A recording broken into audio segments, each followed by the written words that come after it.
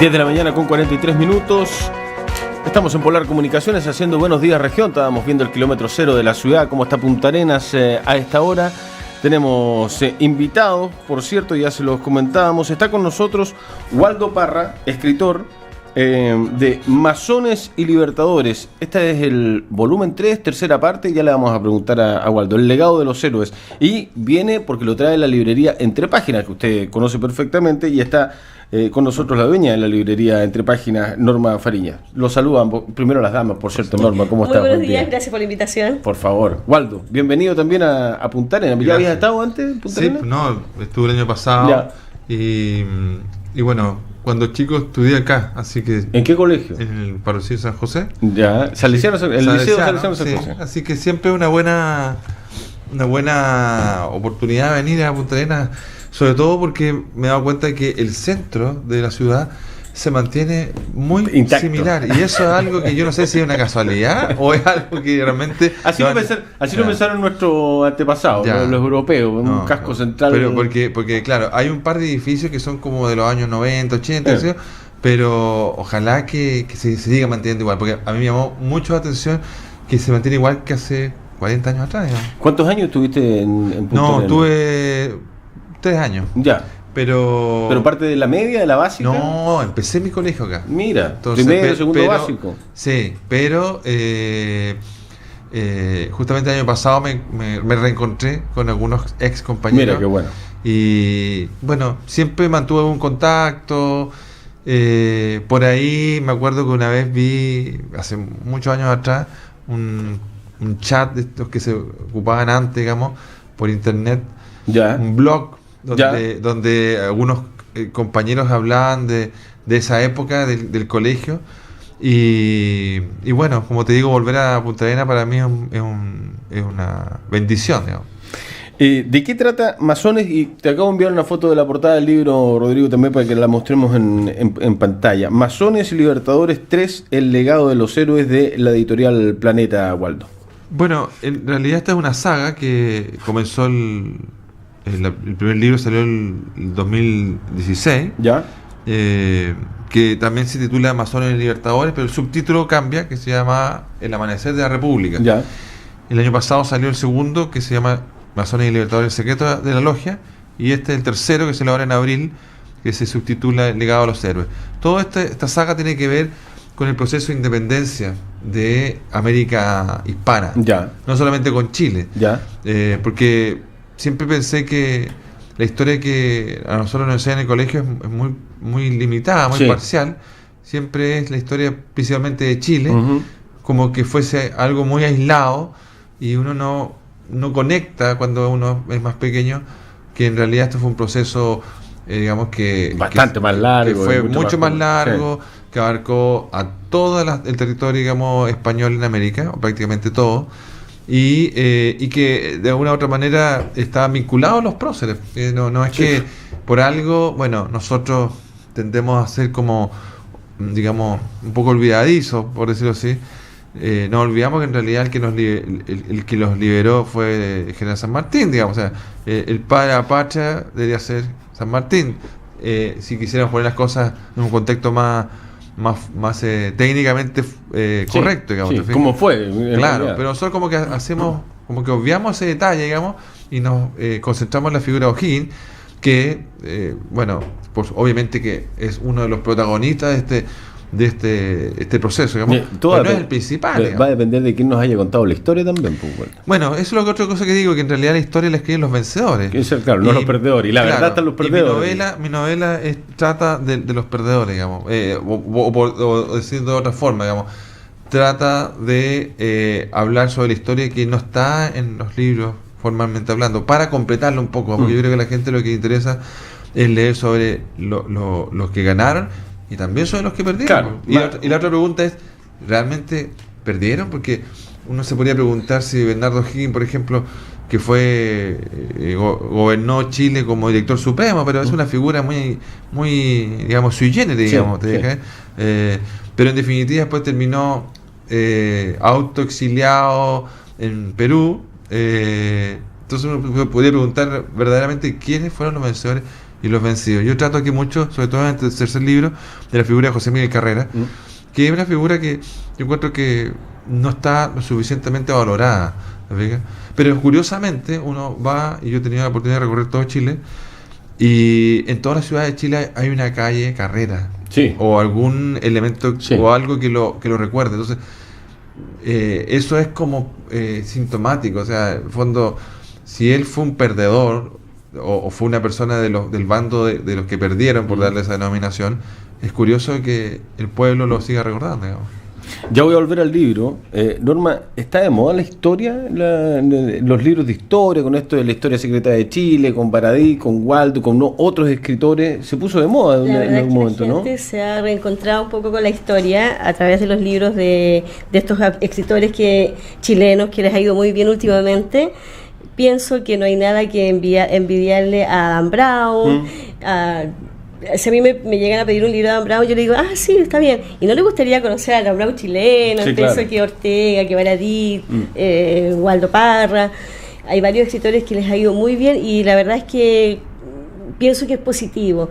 Hay gente que a veces critica, que no se apegan tanto a la realidad, que hay un poco de ficción, quizá un poco de fantasía. Pero Inostroza, Séptimo de Línea, mucha gente todavía piensa que es al pie de la letra y también es fantasía, pero tomado con un poco de historia. Entonces yo creo que la gente, y le ha gustado, le ha picado el bichito. Baradí son algunos temitas y la gente ha empezado a investigar más, quiero saber más de esto, se da cuenta que nos falta. Esta iniciativa es muy positiva porque pocas veces vienen escritores a la zona. Hay una agrupación de escritores, incluso Víctor Hernández, que está con nosotros, que es presidente de la Sociedad de Escritores, que está con nosotros todos los viernes a las 11:30. Vamos a hablar seguramente de esto y otros temas, pero falta que nos vengan a ver o que los escritores vengan y que tengan contacto con la comunidad, con la gente, porque incluso cabe recordar que hasta hace 10 años pocos libros llegaban a Punta Arenas, no había librerías, ojo con eso, además, así que es una muy buena iniciativa de traer escritores para acá también. Hacemos el intento, en eso estamos, ya hemos traído otras veces y ahora, ojalá que esto se replique y que... Claro que igual es importante el apoyo de privados, o sea, de entidades que nos apoyen con esto, porque en este caso es una iniciativa nuestra y la verdad es que la Universidad de Magallanes nos apoyó consiguiéndonos el lugar donde hoy va a ser el lanzamiento del libro, que es en la sala de instrucción primaria de Magallanes, aquí en Colón, 956, a las 7 de la tarde. Masonería. Claro, ahí eso quería preguntarle, a ver si igual preguntémosle. De la parte de los masones, que eso es algo como místico, para nosotros muy desconocido. Es importante conocer un poco del tema. Y bueno, sí, la universidad se interesó en apoyarnos, pero no siempre consigue esos auspicios, lo cual agradecemos a la UMAC. Y bueno, aquí estamos jugando y esperamos que la gente también se acerque a la librería. Él va a estar firmando mañana de 4 a 6 de la tarde en el local de Entrepáginas, y lo mismo el domingo va a estar 2 horitas. En el local de Entrepáginas de Zona Franca. El del mall, como te comenté, lo cerramos. Sí, así que felices de que él haya aceptado la invitación, porque debo decir que aparte de los gastos no nos cobró honorario, que lo cual debería ser lo correcto, porque es importante también que la gente sepa que detrás de un libro hay un ser humano, y esta persona trabajó años, muchas veces, investigó, estudió, entonces tiene que haber un respeto también al escritor y la gente que lea el libro, y que lea el libro original, no la fotocopia, no un libro pirata, porque lo que el otro día comentaba, es como si tú haces la pega y sales afuera y alguien te quita el sueldo, una cosa así. Entonces es súper importante esto, que la gente valorice estos esfuerzos que se hacen. Mañana de 4 a 6 va a estar firmando el libro. Perfecto. Sí. Waldo, ¿por qué la masonería? ¿Por qué la historia? ¿Cómo te inmiscuyes en ese mundo? ¿Cuándo te lo encuentras? ¿De chico? ¿Por la familia? ¿Cómo fue? Bueno, claro, la familia de alguna manera va modelando la personalidad. Hay un factor importante, entre muchos, digamos, pero en mi caso, mi familia es una familia que tiene su origen, tiene 2 orígenes. Un origen el caso de mi padre, que es una persona que viene del campo, del interior de Linares, pero ellos eran 3 hermanos que finalmente deciden salir del campo. O sea, no hay una continuidad, no quieren ese tipo de vida, campo, y quieren y emigran a la ciudad, a Concepción, y de ahí mi padre ingresa a Carabineros. Hace una vida, digamos, por 30 años Carabineros. Pero es una familia muy de mucho estudio, te fijas, de mucho esfuerzo. Entonces, claro, eso se transmite, porque mi papá era un ávido lector, siempre comentábamos en los almuerzos de domingo, la sobremesa, muchos temas, digamos. Entonces, en el caso de mi madre, las familias del norte, mi abuelo trabajó en la empresa norteamericana que administraba en esa época Chuquicamata. Entonces eran dos mundos distintos, digamos, pero también un mundo de gente muy emprendedora, ¿te fijas? Entonces, claro, mi mamá, por ejemplo, era carrerina, pero de todo mi lomo. Yo creo que ahí hay también una tradición oral que se va heredando, digamos, porque las mujeres, digamos, en Chile siempre han apoyado a José Miguel Carrera. Yo creo que debe ser porque eran a los revolucionarios, digamos, pero también porque Carrera era un rockstar de la historia, digamos, ¿te fijas? O sea, yo no tengo nada contra don Bernardo, digamos, pero que hay un universo de diferencia entre Carrera. Yo siempre digo, si Chile hubiese tomado, todavía es tiempo de hacerlo, digamos, la figura de José Miguel como un estandarte, digamos, nosotros tendríamos una personalidad como país distinta, porque el tipo era un tipo decidido, aguerrido, sus objetivos los llevaba hasta el final, era comprometido con su familia, era un buen marido, digamos. Era una persona que tenía grandes sentimientos para con sus amigos, entonces, porque por ahí dicen que la familia uno no le elige, pero los amigos sí, digamos. Entonces, él para mí es un ejemplo a seguir, digamos, con su error y su virtud, por supuesto. La historia que se sabe de José Miguel Carrera es la historia real. ¿Te encontraste con otras cosas? ¿Hay cosas que no son mentiras? ¿Hay otras cuestiones que son mitos? ¿Cuál es la verdad de José Miguel Carrera? ¿Cómo muere? ¿Dónde está el cuerpo? No, claro, bueno, en realidad él es un hijo de su tiempo, un hijo de una familia que llegó a ser muy influyente en la sociedad chilena, digamos, pero él ocupó todos esos medios para luchar por lo que él creía era lo que Chile necesitaba, digamos, ¿te fijas? Entonces no fue mezquino, ¿te fijas? Él podría haberse quedado en su casa, digamos, y esperado que pasara toda esta ola revolucionaria y después a ver si me escudía en política y a lo mejor hubiera sido presidente, pero él no, él luchó para que fuéramos el país que somos, digamos. Entonces es una gran responsabilidad de parte nuestra el no reconocer que, por ejemplo, nosotros somos República de Chile, no somos monarquía de Chile, como quería San Martín O'Higgins, digamos. Y aquí eso lo vemos a personas como Carrera, como Freire, digamos. Ahora, es curioso, pero Carrera fue iniciado en la masonería, cosa que no es muy conocido, digamos. Él fue iniciado en Estados Unidos. Generalmente se menciona que O'Higgins era masón, pero en realidad O'Higgins no era masón. No. Lo que pasa es que O'Higgins participaba de un grupo político secreto que se llamaba la Logia Lautarina, que ocupaba ritos masónicos, pero los masones son personas que yo les reconozco en este recorrido que te he comentado muy breve de mi historia familiar, que hay semejanza, o sea, hay principios de la masonería que están radicados en mi familia, digamos, sobre todo en el pensamiento familiar, digamos, esto de los principios de la libertad, de la igualdad, de la fraternidad, que en principio son los valores de la Revolución Francesa, fueron promovidos por la masonería. Lo que pasa es que la masonería no podía mostrarse abiertamente porque era contraria, digamos, a la Iglesia Católica, digamos, que en España, nosotros éramos parte del Imperio Español, España, la Iglesia era absolutamente poderosa. Hay que recordar el tribunal de la Inquisición, nomás. Absolutista. ¿No? Era una monarquía absolutista con una religión absolutista más aún, digamos, con todas las cosas que hoy día nosotros apreciamos de la Iglesia Católica, que obviamente no era la misma de hace 200 años atrás, pero en el fondo era muy poderosa. Entonces la masonería no tenía otra opción que hacer una lucha, digamos, subterránea, o secreta, o reservada. Entonces, por eso que muchas de las cosas que hoy día sabemos de la masonería no están en los libros de historia, porque no se sabía, digamos, que la masonería había hecho un esfuerzo tan grande por que estos países se independizaran, por ejemplo. Waldo, ¿es verdad, es un mito, o fue verdad en algún momento que cada presidente de Chile tenía que ser masón para llegar a la presidencia de Chile?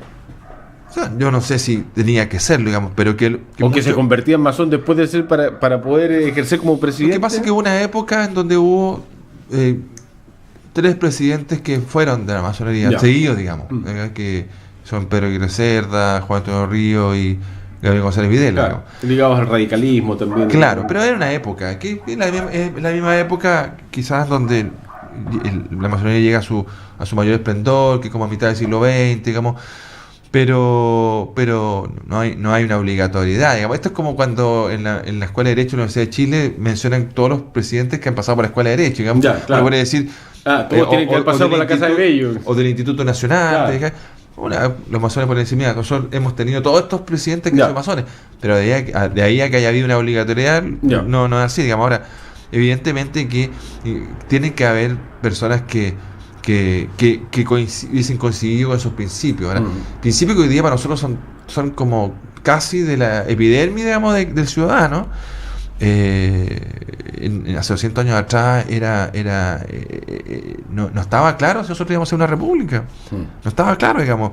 De hecho, hay cartas que se pueden fácilmente encontrar, digamos, por internet, que San Martín le pide a los ingleses, que eran la potencia de la época. O sea, cuando Inglaterra finalmente vence a Francia y manda a Napoleón a la isla Santa Elena en el medio del Atlántico, digamos, en el mundo occidental Inglaterra es la potencia mundial y por lo tanto todos los requerimientos, todas las digamos sugerencias iban a parar al Palacio de Buckingham. Entonces San Martín en el fondo lo que hizo fue ocupar línea directa, digamos, para poder plantear que aquí lo que necesitamos eran reyes. O sea, aquí lo que él había venido a hacer era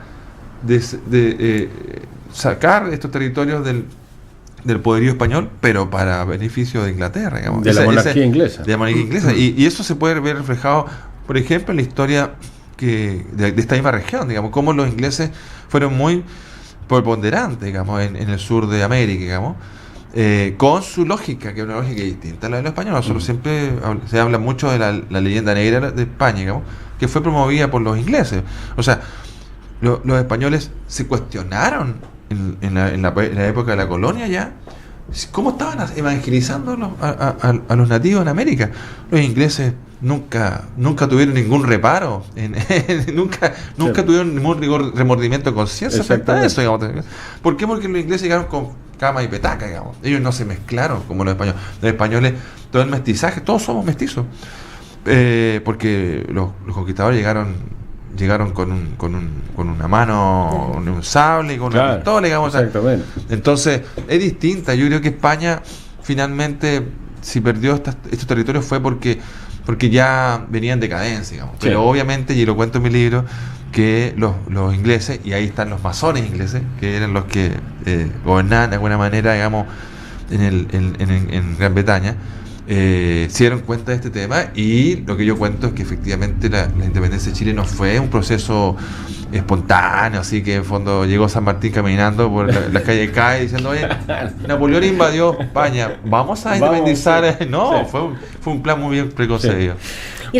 Eran tipos muy jóvenes, Además, los ideales que tenían en ese tiempo, yo creo que estaban un poquito dirigidos ellos por grupos. Sí, pero los más jóvenes eran los más inquietos, como el caso de Carrera, qué sé yo, de Carlos Medina Alvear en Argentina, pero San Martín tenía 10 años más.